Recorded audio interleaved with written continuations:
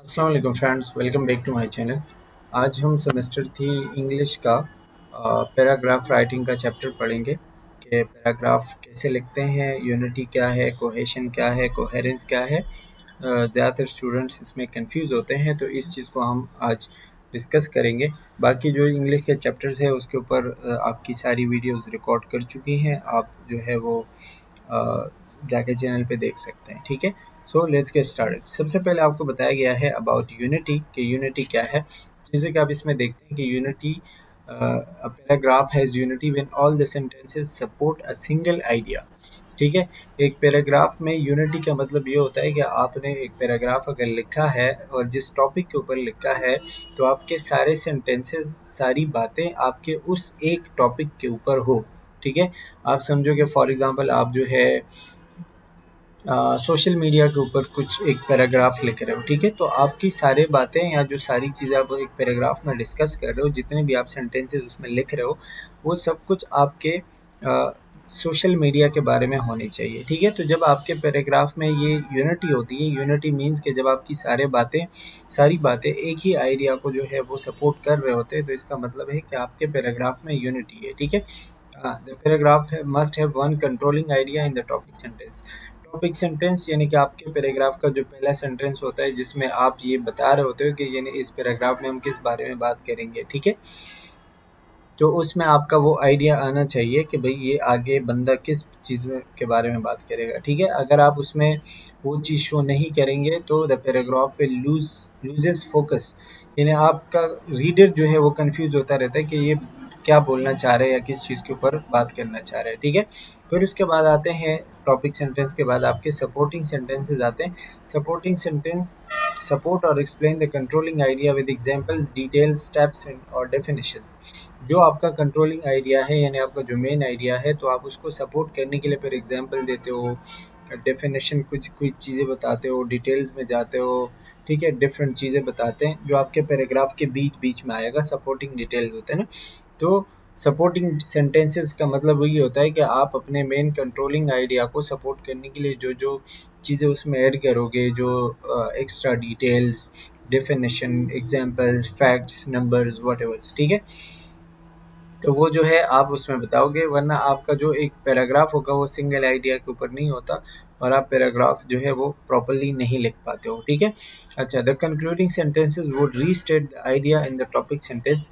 फिर लास्ट में आता है कंक्लूडिंग सेंटेंस, यानी जिसके ऊपर आप वो ख़त्म कर रहे होते हो। ठीक है, तो उसमें आप अपना आइडिया जो आपने पहले एक्सप्लेन किया था या जो बताया था टॉपिक सेंटेंस में, वो दोबारा आप रीस्टेट करते हो। रीस्टेट मतलब कि दोबारा आप एक नज़र दोहराते हो। ठीक है, तो इससे आपका जो है रीडर इंगेज रहता है।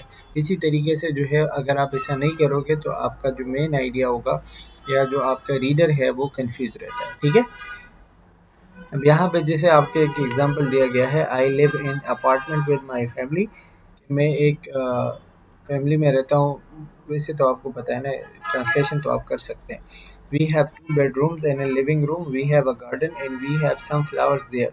On weekdays I arrive home at 5 o'clock and I have lunch, then I do my homework and go to bed. I had a computer but now it doesn't work. I have a brother and a sister and I think I'm very lucky to live with them. Sometimes our relative visit us, our flat becomes very crowded sometimes but I like it। मतलब ये जो है unity तो कई कई इसमें है, लेकिन प्रॉपर यूनिटी नहीं है, क्योंकि एक टॉपिक के ऊपर जो है उन्होंने बात नहीं की है। ठीक है, या फिर आप कह सकते हो कि हाँ, उन्होंने अपने लिविंग के बारे में की है तो ठीक है, बट यूनिटी का मतलब ये होता है कि आप जिस चीज़ के स्टार्ट कर रहे हो, ठीक है, तो उसी के बारे में फिर आप बात करते हैं। ठीक है, तो एग्जाम्पल ऑफ यूनिटी जैसे कि this is a better start to, मतलब इस तरीके से आप स्टार्ट कर, Sunday is my favourite day because I can watch football with my dad. He spends the whole day watching football and TV with me since he doesn't have to work. तो इसमें जो है मतलब आपका जो second line है या second sentence है वो आपका टॉपिक सेंटेंस कह सकते हो, या आपके वो कंट्रोलिंग आइडिया कह सकते हो कि भाई वो आपके मेन टॉपिक को एक्सप्लेन कर रहे हैं। ठीक है, अच्छा, दूसरी चीज़ जो इसमें होती है, जैसे आपसे अगर पूछा भी जाएगा ना, तो यूनिटी और कोहेरेंस के डेफिनेशन के बारे में पूछा जाएगा, पेपर में यही चीज़ें पूछते हैं। Coherence, every good paragraph is in a composition must have coherence, यानी हर गुड पैराग्राफ में कोहेरेंस होने चाहिए, ठीक है। कोहेरेंस जो है वो आप कैसे यूज़ या कैसे ला सकते हैं, थ्रू ट्रांजिशनल सिग्नल्स या ट्रांजिशन सिग्नल जब आप यूज़ करेंगे ना, तो उसमें जो है वो आप अपना कोहेरेंस ला सकते हैं, ठीक है।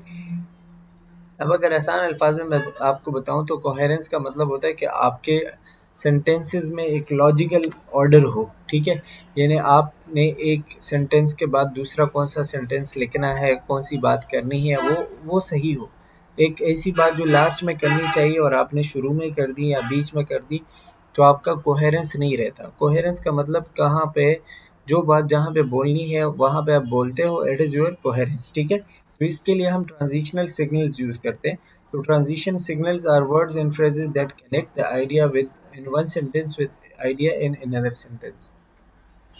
यही बात कि आपका आइडिया, ट्रांजिशनल सिग्नल जो होते हैं ये आपके आइडिया को, एक जुमले को दूसरे जुमले के साथ कनेक्ट करता है, तो ये सेंटेंसेस को स्मूथ बनाता है और रीडर जो है वो उसको प्रॉब्लम नहीं होती उसको समझने में और उसको जो है वो चीज़ पिक करने में, ठीक है। तो कोहेरेंस लाजमी होता है ताकि आपके जो सेंटेंसेस है वो एक लॉजिकल ऑर्डर में हो, यानी एक तरतीब से हो और उसी तरतीब से चल रहे हो, और वो आपके सेंटेंसेस जो है वो आपके रीडर को ये मतलब ना महसूस हो रहा हो कि भाई ये तो क्या लिखा हुआ है यार, यहाँ पे ये कोई बात कर रहा है आगे कुछ और कह रहा है, ठीक है। यहाँ पे आपको पुअर कोहेरेंस और स्ट्रॉन्ग कोहेरेंस का बताया गया है। खैर ये तो आप पढ़ ही लेंगे, लेकिन यहाँ पे मैं आपको बता देता हूँ। देखें, जैसे the industry has many advantages, it can draw on a great deal of research, it can also export. देखें, बीच में सेंटेंसेस को कनेक्ट करने के लिए कोई वर्ड्स नहीं यूज़ किए गए हैं, ठीक है। तो यहाँ पे आप अगर स्ट्रॉन्ग, इसको स्ट्रॉन्ग कोहेरेंट बनाओगे, ठीक है, तो इसके लिए आप जो है particularly in terms of strategies used for entering new markets, जैसे वाइल का वर्ड यूज़ किया गया है, it is clear that there for industry, ऐसे बहुत सारे अल्फाज यूज़ किए गए हैं। इससे क्या होगा ये आप पढ़ लीजिएगा, ठीक है, एक नज़र। इससे क्या होगा, इससे आपके सेंटेंसेस एक दूसरे के साथ मिल जाते हैं, जुड़ जाते हैं और स्मूथली आपका पैराग्राफ चलता रहता है। ऐसा नहीं होता कि आपका पैराग्राफ बोरिंग लगे या फिर उसमें कोहेरेंसी नहीं होती। यहाँ पे आपको कुछ एग्जांपल्स बताए गए हैं, जैसे फॉर एग्जांपल अगर आप टाइम की बात करते हैं, जैसे कोई टाइम, कोई काम पहला हुआ, कोई बाद में हुआ, कुछ लास्ट में हुआ, ठीक है, तो आप उसके लिए first, first of all, then, next, finally ऐसे वर्ड यूज़ करते हैं। अगर आप एक बात को दूसरे के साथ कनेक्ट करते हैं तो एंड का वर्ड यूज़ करते हैं, टू का वर्ड यूज़ करते हैं, ठीक है। द अपोजिट आइडिया इस तरह का, बट, ऑल दो, इवन दो, ऐसे अल्फाजे मतलब चीज़ें यूज़ करते हैं। इसके अलावा अगर आप एग्जांपल देते तो फॉर एग्जांपल या फॉर इंस्टेंस ऐसे वर्ड यूज़ करते हैं। किसी चीज़ का रीज़न बताते हैं, फॉर यूज़ करते हैं, बिकॉज, सिंस, एज, ऐसे अल्फाज यूज़ करते हैं, ठीक है। ये याद रखना, ये आपसे अगर पेपर में सवाल भी पूछेंगे ना तो इन्हीं चीज़ों का पूछेंगे।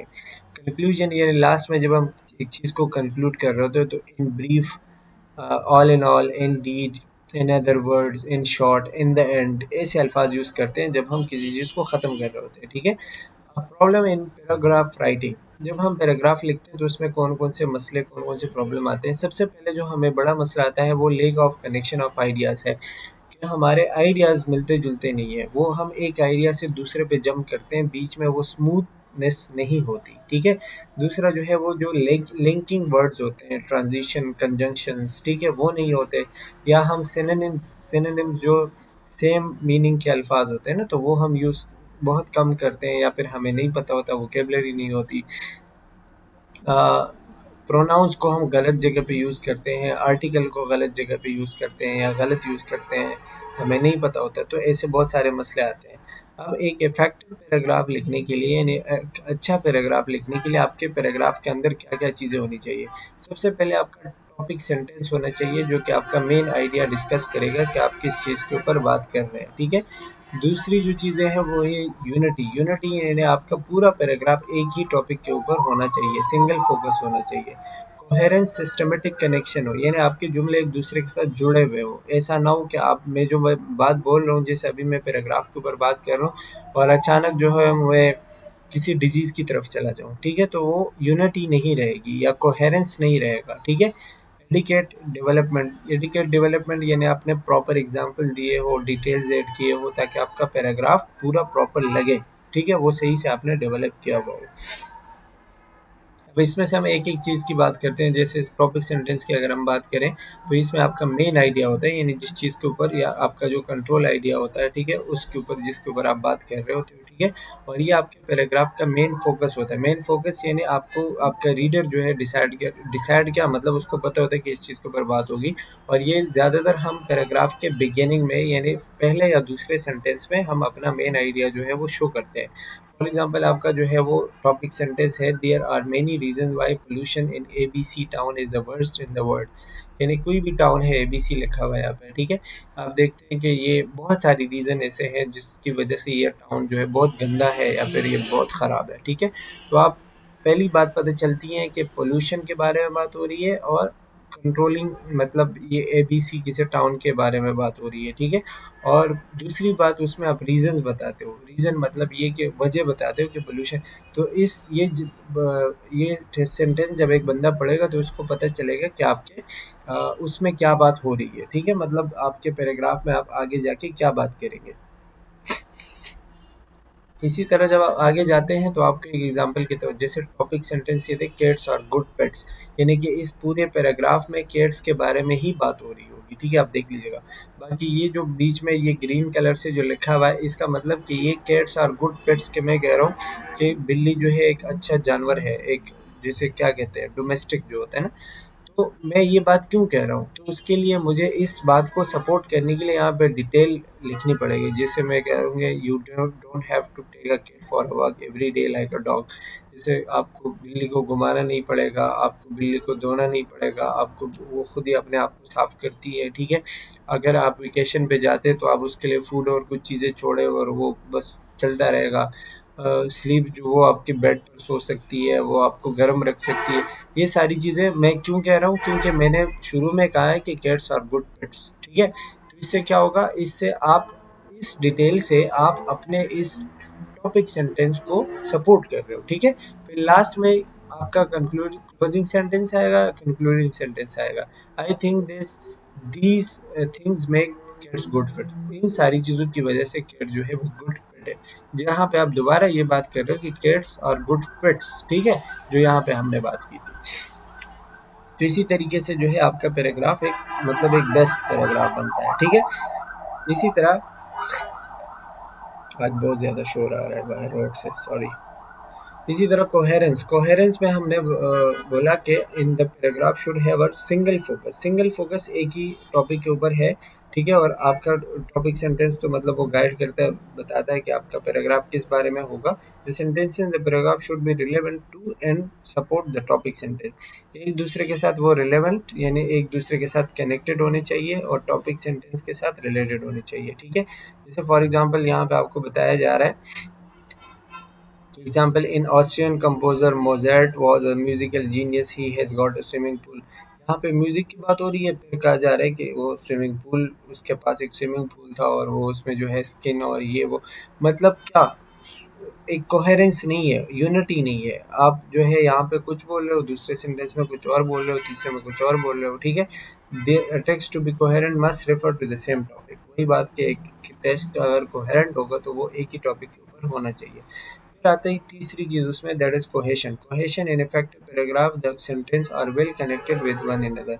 सेंटेंस को एक दूसरे के साथ सही तरीके से आपने कनेक्ट करना है, उसके बीच में ऐसे अल्फाज यूज करने कि वो दोनों एक दूसरे के साथ बिल्कुल जैसे कंस्ट्रक्शंस, मतलब कुछ ऑब्जेक्ट क्या कहते हैं कंजंक्शंस वगैरह हम यूज करते हैं, प्रोनाउन यूज करते हैं, सिनोनिम्स यूज करते हैं, वर्ड्स यूज करते हैं कुछ, ठीक है? और सिस्टम उसके लिए ऐसे बनाते हैं कि वो प्रॉपर हो जाए। इसी तरह एडिकेट डेवलपमेंट क्या होता है? एडिकेट डेवलपमेंट यानी आपने अपने पैराग्राफ में डिटेल किस तरह ऐड करना है, तो उसमें आप एग्जांपल्स ऐड करते हो, डेटा, जिसमें डेटा में कोई भी नंबर आ सकता है, फैक्ट्स आ सकते हैं, ठीक है? कोई डिटेल वगैरह आप उसमें ऐड करते हो, कोई चीज़ को डिफाइन करना पड़े वो करते हो, कंपैरिजन कोई दो चीज़ों को कंपेयर करते हो, ठीक है? कॉजेज रीजंस बताते हो, इफेक्ट्स किसी चीज़ का इफेक्ट क्या आता है, उसका नुकसान क्या होता है, किसी चीज़ को डिस्क्राइब करते हो। क्रोनोलॉजी ऑफ एन इवेंट यानी कौन सा काम कब हुआ है उसको आप टाइम टू टाइम जो है मतलब टाइम बाय टाइम आप उसमें एक्सप्लेन करते हो, किसी चीज़ के स्टेप्स बताते हो, लॉजिकली आप उसको डिवाइड। ये सारी चीज़ें क्या करते हैं, जब आप ये इन सब चीज़ों का ख्याल रखते हो तो आपका पैराग्राफ एक एडिकेट बनता है, यानी आप उसको डेवलप कर लेते हो। जैसे मैं बोलता हूँ कि सोशल मीडिया का इस्तेमाल, बहुत ज़्यादा इस्तेमाल अच्छा नहीं होता। अब अगर मैं ये बात बोल रहा हूँ तो इसके पीछे मैं प्रूफ दूंगा कि वो फलाना यूज़ कर रहा था तो उसको ये हुआ, या इतना टाइम ज़ाया करता है, नींद पूरी नहीं होती, ब्ला ब्ला ब्ला ब्ला, बहुत सारी चीज़ें मैं बताऊंगा। तो ये मेरा एक एडिकेट डेवलपमेंट होगा, ठीक है, जिसमें मैं फैक्ट्स बताऊंगा, कहाँ पे क्या हुआ है, एग्जाम्पल्स दूंगा, उसमें उसके पीछे जो है बहुत सारी चीज़ें बताऊंगा, ठीक है।